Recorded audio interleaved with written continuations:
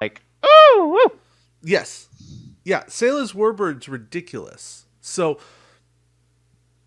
like, you want a movement game back, that's a way to do it. But again, if you can't get a hold of it, and I know a lot of people can't, it was a grand prize ship. Not a ton of these went out, and high scalper prices, et cetera, et cetera, et cetera.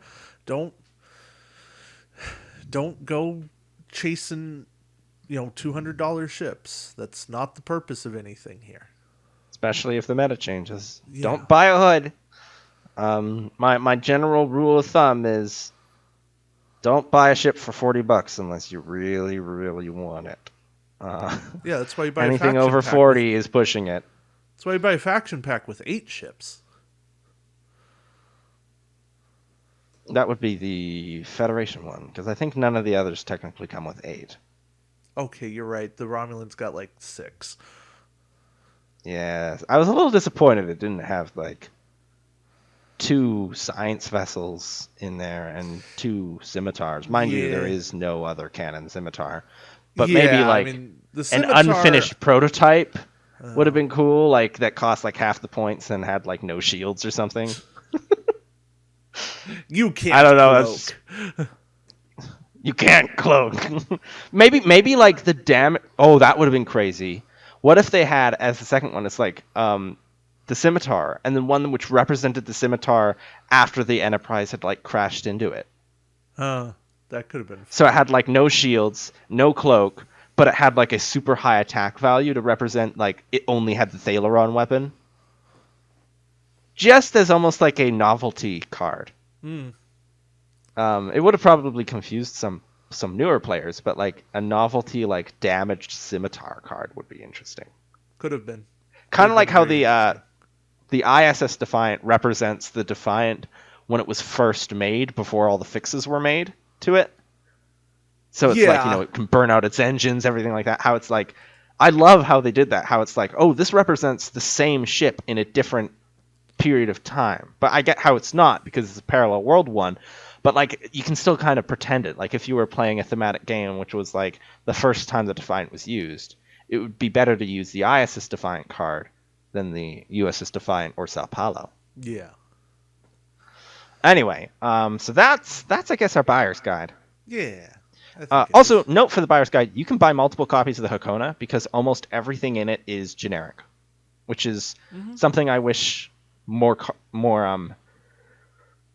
packs did, was give you a ton of generic stuff so you could justify paying, another $15-$30 for another copy and not be left with a bunch of unique cards. See, Mm. when the X-Wing game releases a quote-unquote fix pack, they'll give you a bunch of extra cards that you literally cannot fit on that ship, so you can upgrade all the other ships you have of the same class. Which is Mm. kind of what the Federation pack did, where they gave you 2 copies of each ship. Yeah. But It's a it's like, start. it would have been nice if the Tal Shiar pack came with, like, 4 copies of Cloak. Or the To Boldly Go Federation pack came with 2 copies of each Defiant upgrade. Hmm. Like, yeah. So I didn't have to buy 2 Defiant, two copies of that, just to upgrade my Valiant. I get it. I understand. Yeah. I Like, I'd like to see more fix packs. But for now, that's not really how Star Trek Attack Wing rolls, which is fine. It's okay that the 2 games are different. I'm Mhm. very glad we never got a second edition that requires a mobile app and there's no SP written on the 2 ships games and took very yeah, different directions, and they I did. am glad that they took different directions. Yeah. All They're their own right, thing shall we now. get to our top 5? Right, the moment you've all been waiting for, maybe, is the our top 5 tech cards Mhm. for the Romulan faction. Yes. So, I guess we'll start with number 5 and work our way all the way up to number 1. That seems like a good way to go. If I had my cards, I would say or if I had my dice, we could do a battle stations roll off. But to congratulate your channel's new name, you can go first. Okay. Well, my number 5 is Disguise Protocol. This is a Romulan drone ship upgrade. And very simple. When defending, place 3 time tokens on this card. The attacking ship rolls 2 less dice. 2 less attack dice. And it's not, I'm not going to say it's this amazing card, but I think it's a fun card. And it's definitely a thematic card. And I enjoy it for what it is. We kind of alluded to. I like the prototype. I like what it brings. I like that you can put this on either of the drone ships, and it creates this mystique of you're gonna have a tough time shooting me. I'm a little hidden. Am I here? Am I over there? Maybe I was over here the whole time. Don't know. So Oh, okay. that's my number I 5. misread it, so I was very confused until the very end there. Yes, the attacking ship, not you. Well, yeah, I thought it was when you attack No. the enemy. I was like, wait, that doesn't line up. But then no, yeah, No, yeah, it's a win defending. it's like so. the opposite of getting your defense dice. It's almost. Oh, if I could find a way to put this onto the USS Enterprise from the 2017, that would be fun. Maybe 7 of 9 from Voyager might work. She lets you copy tech abilities.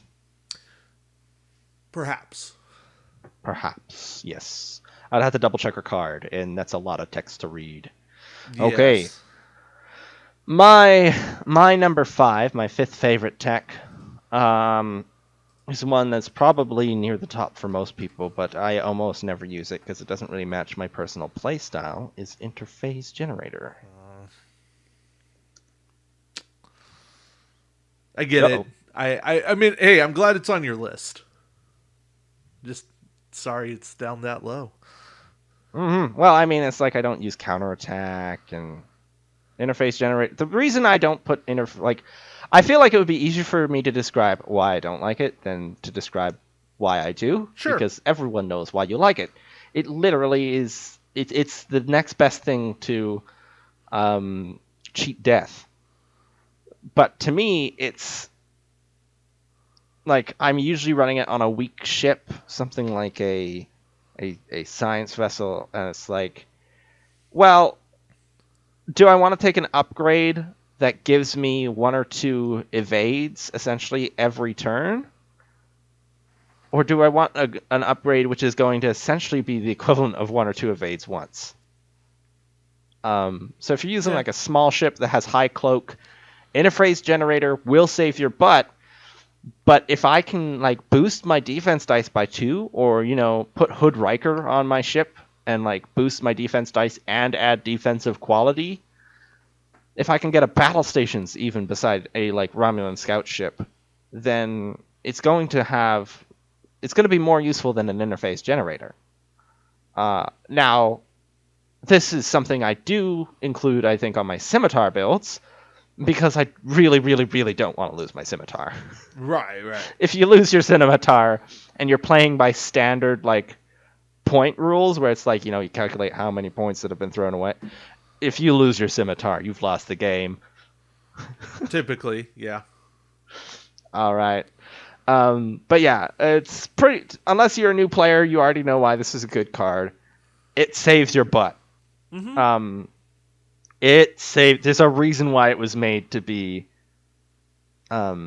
ship unique, and perhaps I think the thing that truly makes Interface Generator good, the thing that's even better than saving your ship from 1 attack, is the fact that if you have multiple ships and the enemy has to choose which one to shoot, they're going to shoot the one with Interface Generator last because they don't want to waste their attack. It is a deterrent card. It says, do you really want to waste your attack on me when you could actually do damage to an enemy? It's a great deterrent card. And it's one that the enemy is going to have to deal with eventually. To sort of quote you, it forces them to make a choice or choices. Yeah, it does. Yeah, and it's just tricky that way. So yeah, it's the difficult choice card. All right, what is your number 2? 4. Oh, right, number 4. My number 4 is Muon Feedback Wave. I was wondering if someone was going to pick that. Yeah, so this can only go on a Romulan science vessel, but as we talked earlier in the things the faction brings, a science vessel is a viable option. Very simple action: discard this card, place a Muon token beside a ship at range 1. So what does a Muon token do? Well, it stays on a ship until it's removed. During the activation phase, after a ship moves, it takes damage to its hull, not shield's hull, equal to the number of its current maneuver minus 1. The type of maneuver doesn't matter, just the number. After a ship performs a green or a white maneuver, it can spend an action to get rid of the token. Well, okay, so you're thinking, range 1 only. How do you really make this work? Well, you put it on low captain skill. You run up, essentially you run up, you tag an opponent ship, and you hope that they moved quick. Because if they did even a 4, they're taking 3 damage. Woohoo! There are tricks here. I'm not saying it's certainly not the best. You're hoping you can make this work. But if it does, when it does, it is very annoying to come in and just slap damage on somebody. More so, the threat of this being put on your ship, you got to sit there and go, oh, maybe I don't want to move that fast. Maybe that 3 that I really want to do, what if they stick the Muon token on me? Maybe I should only do a 2. Maybe I should just do a 1. And if you can put any kind of range extender on your ship, now this is a range 1 to 2, or even a range 1 to 3 if you can really get there.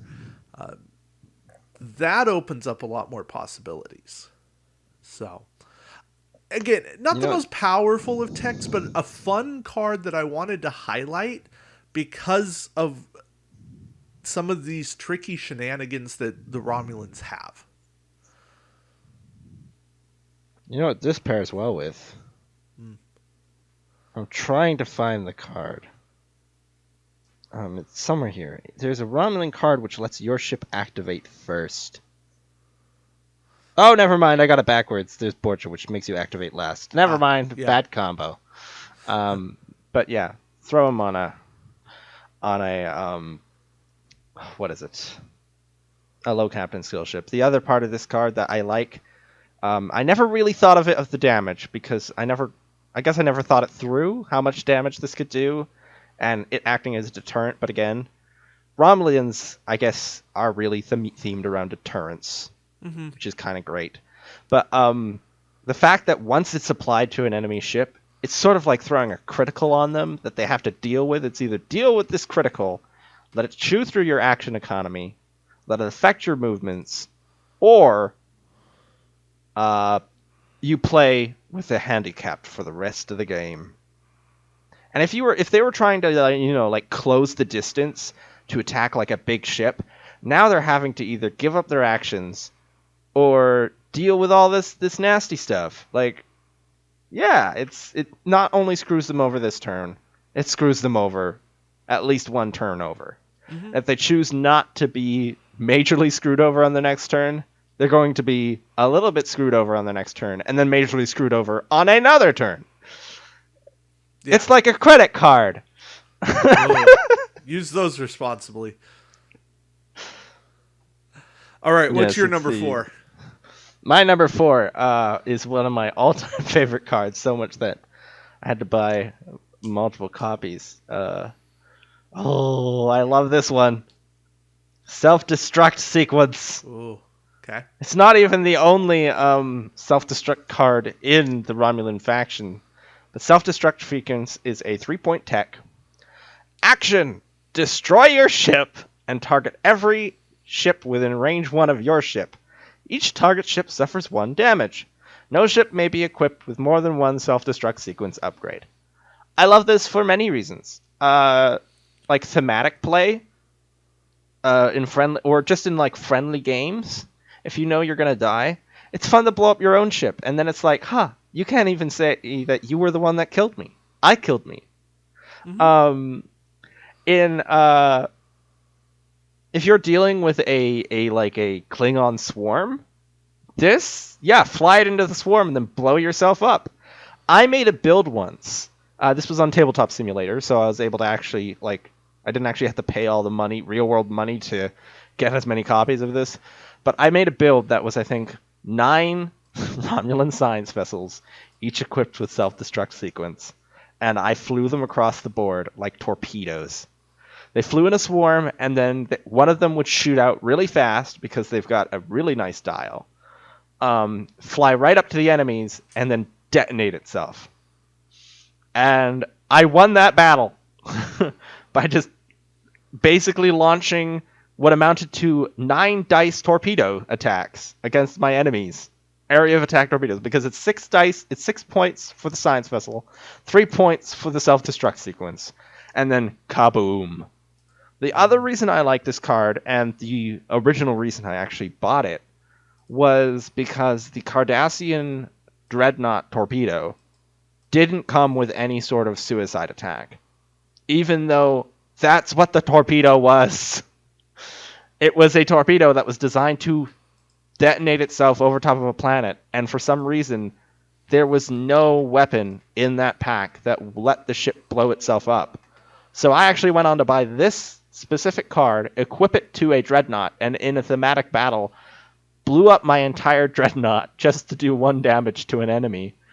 But it was like, well, it has to. That's what it is. It's a missile. It needs to blow itself up and do damage to someone. Yeah, So yeah, I hear that. self-destruct. There are better self-destruct cards, but this is the one that isn't unique and you can throw on pretty much any ship. So that's my 4th place. Okay. I like self destruct stuff. It's fun. You can add in cheat death, Tasha Yar, I stab at thee, do some really fun Grissom, shenanigans. Yeah. Esteban, Yep. things that Yep. combo with ship death.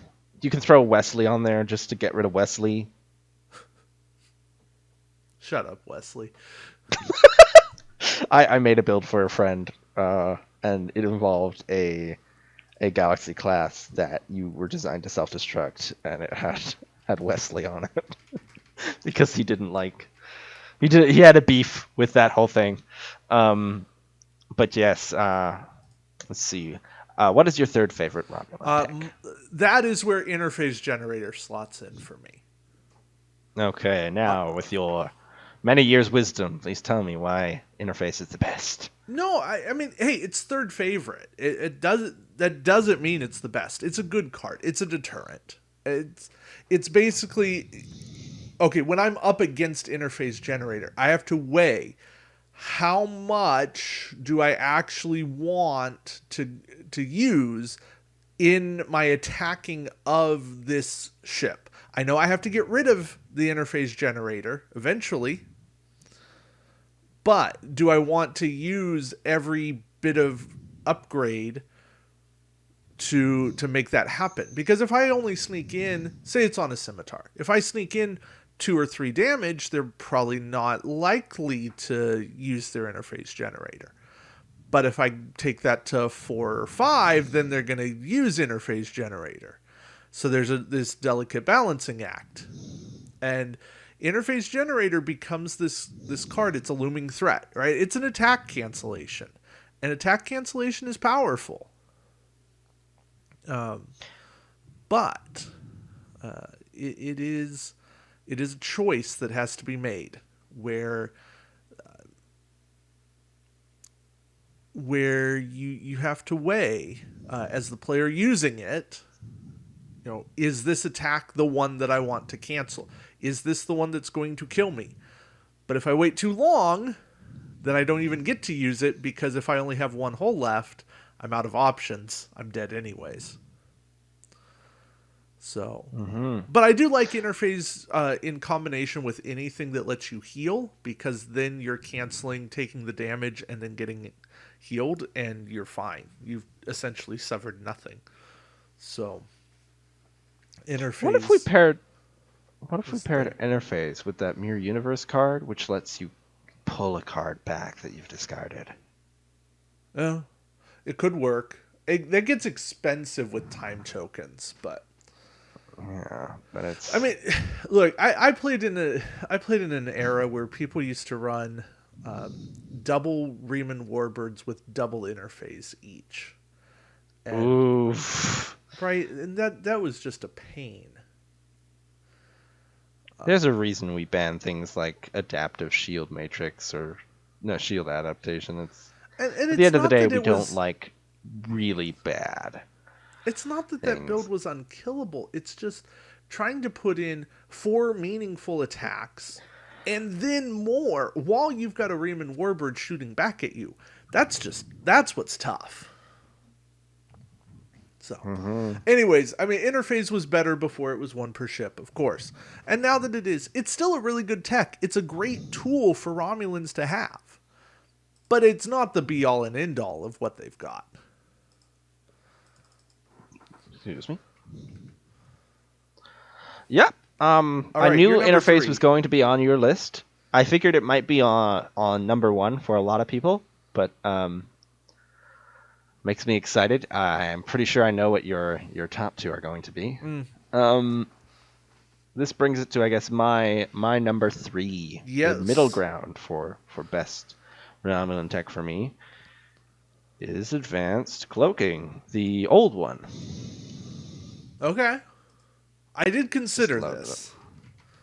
So this is the one where it's 4 points. Actually, both the old and the new, they're the same. They're exactly the same. They've just got it written differently. When you attack, if there isn't a auxiliary power token beside your ship, just throw an auxiliary power token down, and you don't flip your token. You don't lose your cloak. Lets you stay cloaked.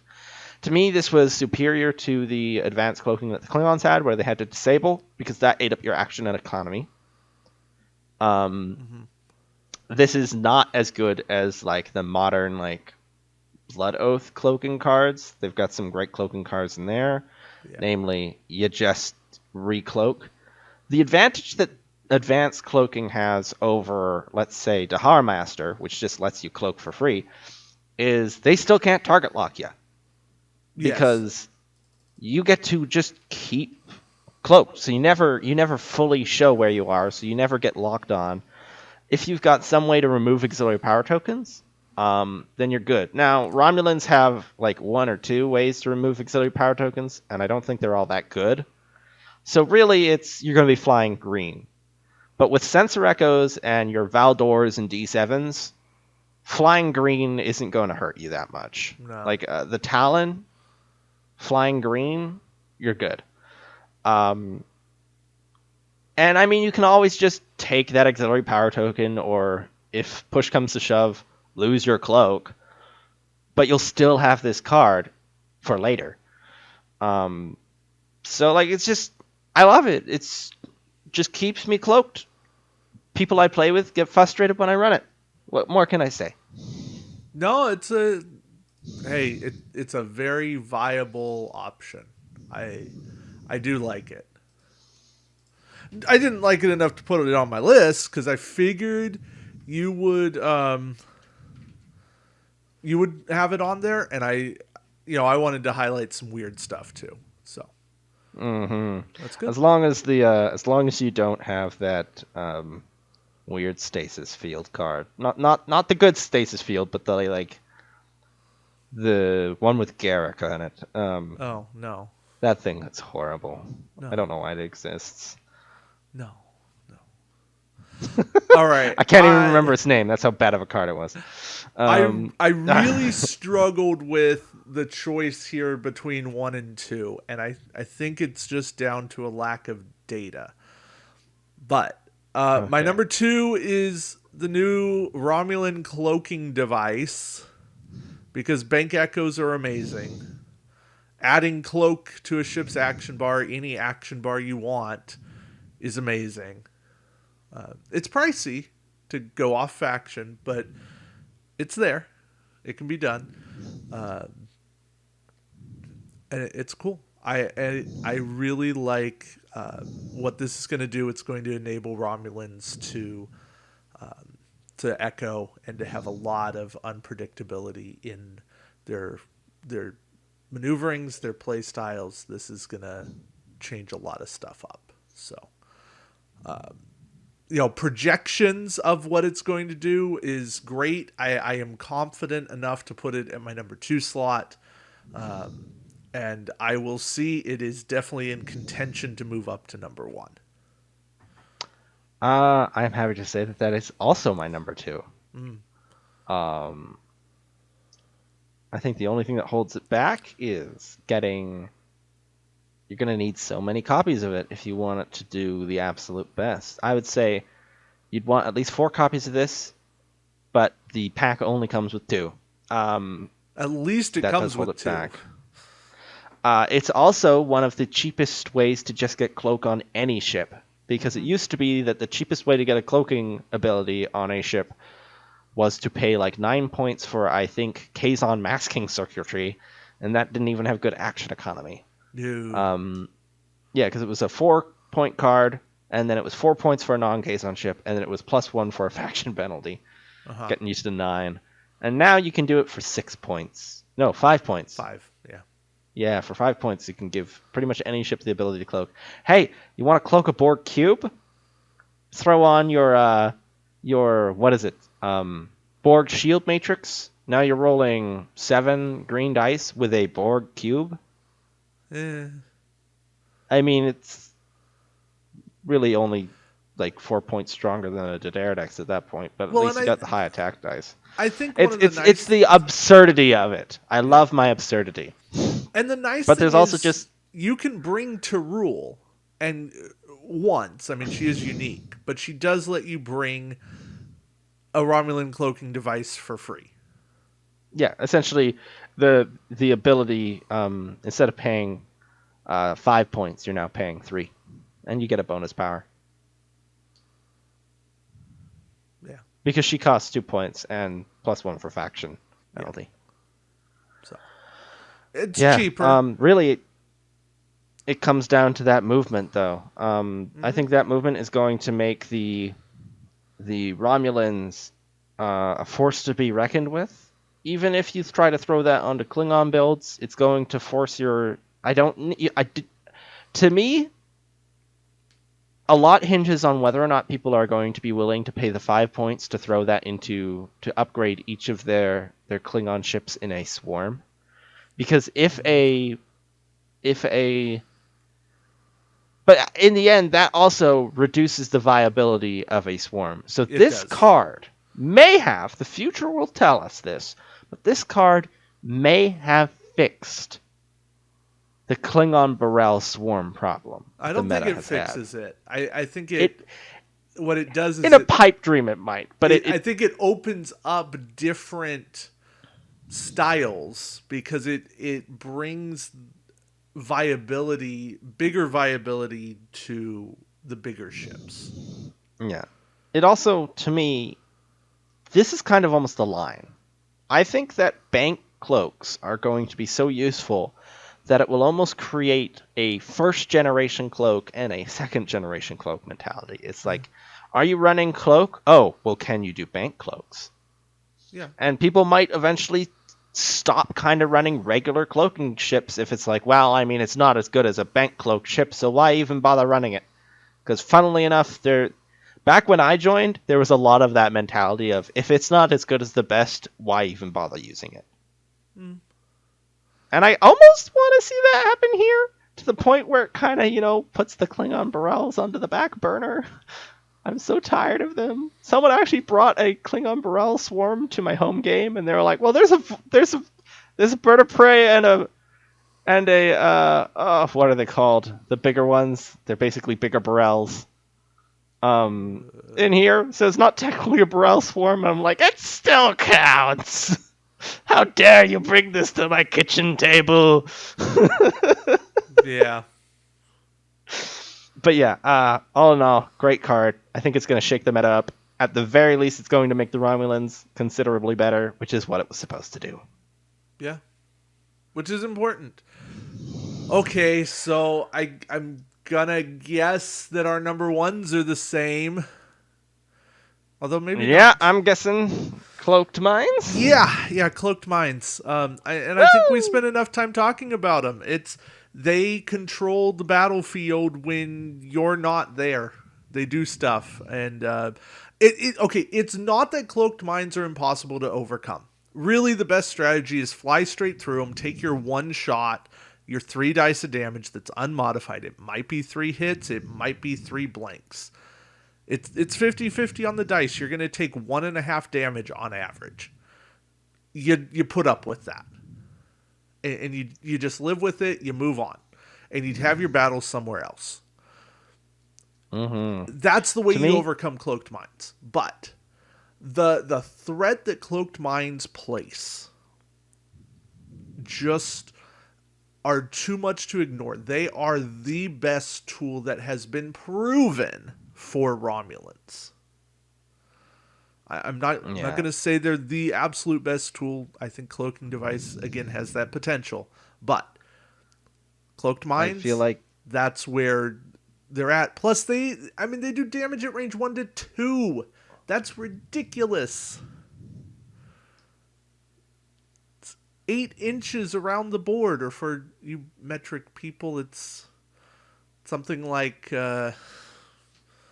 Now I got to actually be specific. yeah, 20. It's about 20 it's centimeters. it's okay. A lot of us still know. If you're talking Canada, a lot of us still know basics of inches. Yeah, I was more The getting change over to wasn't like actually that Europe. long ago, historically wise. They aren't really a range 1 to 2. It's a range 1. But if you count the token itself, then it's range 1 to 2. If you count the token and both sides, then it's a diameter of range 3, essentially. But with me, it's they fight the battle for you.